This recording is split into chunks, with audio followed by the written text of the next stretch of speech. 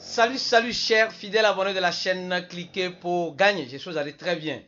Mes frères et sœurs, l'épisode FTX est en train de tirer lentement et sûrement d'autres problèmes qui sont en train de naître. Nous allons parler d'une grande plateforme qui se voit obligée de suspendre les retraits.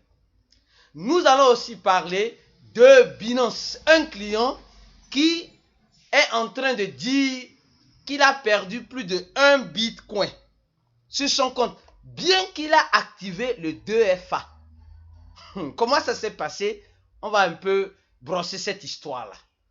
Et ce client est en procès avec Binance. Je suis sûr qu'ils vont trouver un point d'entente. Et en fin de compte, nous allons parler du journal du coin, qui aussi se retrouve malheureusement dans de sales draps dans cette affaire de faillite de FTX. Donc vous voyez que les dossiers commencent par sortir. Alors, c'est un feuilleton, tout semble croire que le feuilleton est fini avec cette faillite. Mais n'est-ce pas réellement le début d'un nouvel épisode de ce feuilleton qui commence? Oui, franchement. D'abord, quand on regarde le marché des crypto-monnaies, le bain de sang revient, tantôt un petit vert, tantôt un petit rouge blagueur.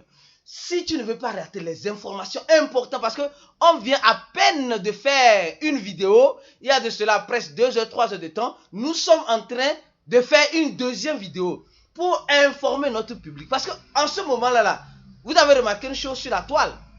C'est quoi? C'est que les gens qui disaient il y aura x2, x4, x1000, x100, x je ne sais pas quoi en crypto-monnaie sont désespérés.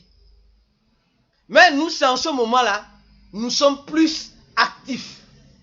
Comme on dit souvent, quand les choses sont dures, seuls les durs avancent. Quand les moments sont vraiment, je ne sais pas comment dire ça, décourageants, les gens perdent espoir, seuls les durs avancent. Alors, si tu n'es pas encore un fidèle abonné à cette chaîne-là, tu viens en dents de scie, c'est comme ça que tu recevras aussi des nouvelles en dents de scie. Mais si tu étais fidèle abonné, tu regardes toutes nos vidéos, tu serais informé de toutes les actualités importantes de ce moment. Et tu sauras quelle décision il faut prendre.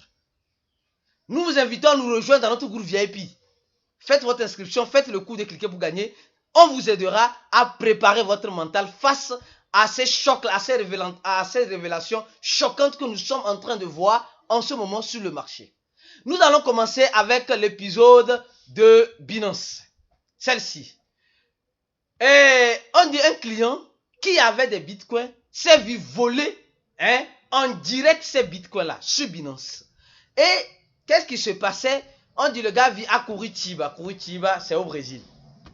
Alors, qu'est-ce qui s'est passé?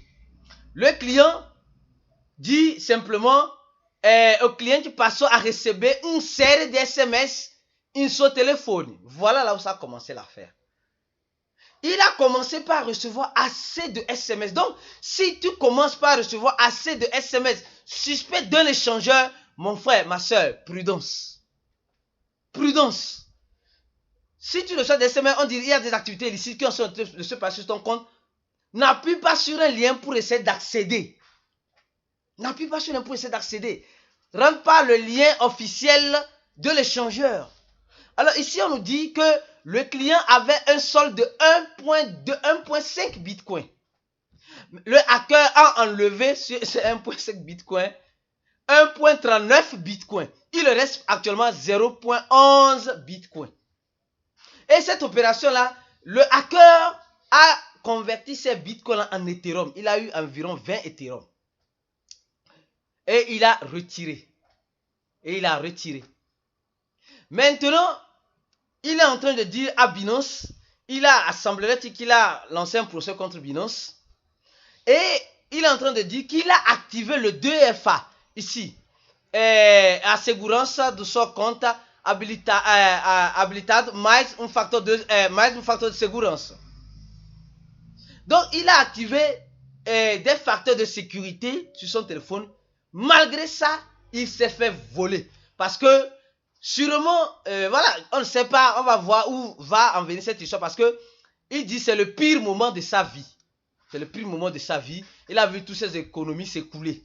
Malheureusement, et il est rentré beaucoup en justice. Et les gens qui ont écrit cet article, qui est live.com, ils ont dit qu'ils ont contacté Binance pour que Binance donne sa version de ces faits-là, de ce qui s'est passé. Alors donc ça veut dire clairement et simplement, les gars, on est en sécurité que sur nos wallets décentralisés où nous détenons la clé privée. Voilà encore un système de hacking qui ne dit pas encore son nom. Malheureusement. Nous allons parler de cet article-là, celle-ci. Voilà. Genesis, c'est une plateforme de prêt, je peux dire, oui, de prêt en crypto. Et il gère des capitaux des institutions. Comme le dit dans cet article, le journal du coin. Ici, on nous dit que, voilà, il y a les fonds de retraite canadienne sur cette plateforme. Et ils ne pouvaient pas retirer, ils étaient bloqués. Cet article a été écrit par le journal du coin le 14 novembre, il y a cela 2 jours. Ils ne pouvaient pas retirer 171 millions de dollars. Mais semblerait-il qu'aujourd'hui, ce n'est plus ça. Aujourd'hui, la totalité de ce qu'ils ont, je crois bien, qui est basé dans les... Voilà, ce qu'ils ont, coûte presque, si on arrondit ça, tout ça fait 3 millions. 3 milliards. 3 milliards. Et ils sont en train de dire clairement qu'ils suspendent les retraits sur leur plateforme. Ils suspendent les retraits sur leur plateforme. Oui, les retraits seront suspendus pour les personnes qui utilisent cette plateforme. Bon, je suis sûr que peut-être quelques-unes de mon public, certaines personnes utilisent, mais pas la majorité. Mais regardez un peu ce qui se passe. Eux, ils ont les fonds institutionnels dans leur plateforme. Et là, ils sont obligés de suspendre les retraits des fonds qu'ils ont. C'est triste, les gars. C'est vraiment triste ce qui se passe. L'épisode de FTX, c'est comme si c'est maintenant même le feuilleton a commencé. Et nous allons vous informer de ce qui pourra se passer, ce qui est en train de se passer actuellement. Et mieux encore, les gars, voilà encore un autre épisode. Ici, celle-ci. Le journal du coin. Oui, le journal du coin que nous tous nous connaissons, qui nous produit de belles articles, dans le domaine de la crypto-monnaie, est en train de nous informer que, on dit, après la cassation de FTX de notre communauté, a des questions, voilà, etc., etc., notre collaboration commerciale avec FTX, ce qui est tout à fait normal. Ce qui est tout à fait normal. Il n'y a pas de problème en ce sens-là. Sur le journal du coin.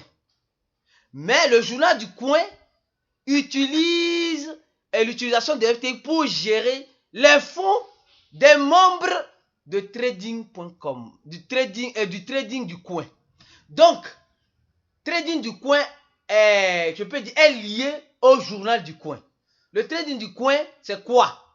C'est un service qui te permet de faire, voilà, d'automatiser ton investissement. Et ils utilisaient les API que je sache, ils utilisaient les API de FTX. Et sincèrement, semblerait-il que eux aussi avaient des fonds là-bas. Ils avaient des fonds.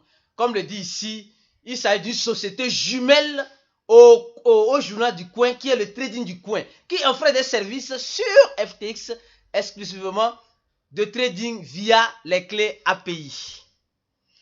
Et les clients de trading du coin se voient malheureusement, comme l'explique ici l'un des responsables, je crois bien, du journal du coin, dans ce tweet, les informations nécessaires.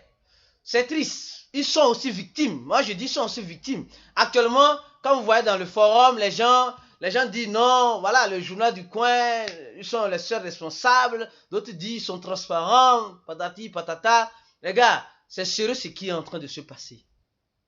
L'effondrement de FTX est en train, actuellement, de faire sortir les dossiers qui étaient dans FTX. Et ceux qui ont regardé cette vidéo ce matin, est-ce vrai que FTX est-elle vraiment en faillite? Les gars, regardez cette vidéo-là. Si vous n'avez pas encore regardé, à la fin de cette vidéo, elle sera en carte en haut. Allez la regarder. Allez la regarder. Donc, franchement, c'est un peu triste que voilà, les gens en souffrent en ce sens-là. Et il y aura d'autres victimes qui vont encore sortir, malheureusement. Malheureusement. Et le journal du coin, avec ses clients, ils avaient presque 10 millions d'euros. Je crois bien 10 millions d'euros. Et voilà, tout le monde dit ce qu'il pense en ce moment. Bon, ils essaient d'être transparents. Les gens du journal du coin essaient d'être transparents parce que c'est une société jumelle à leur société, le journal du coin. Alors donc, ce n'est pas un épisode facile. C'est difficile. C'est difficile.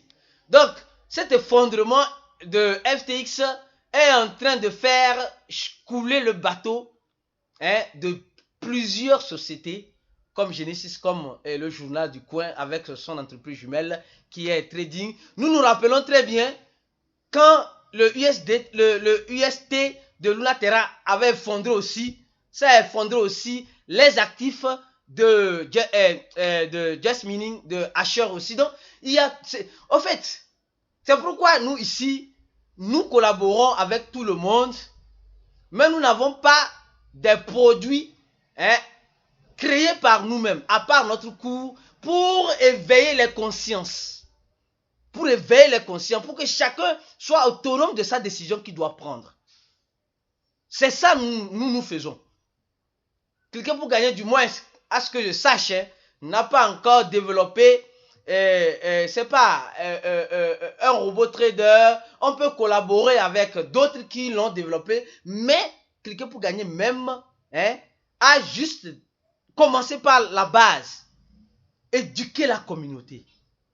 En la proposant un cours bien organisé, bien structuré avec des modules, afin que celui qui veut se lancer dans la crypto-monnaie sache comment se lancer et sache les bonnes décisions à prendre. L'autonomie de ceux qui nous suivent. C'est ça la priorité. Alors donc, franchement, c'est triste ce qui est en train d'arriver.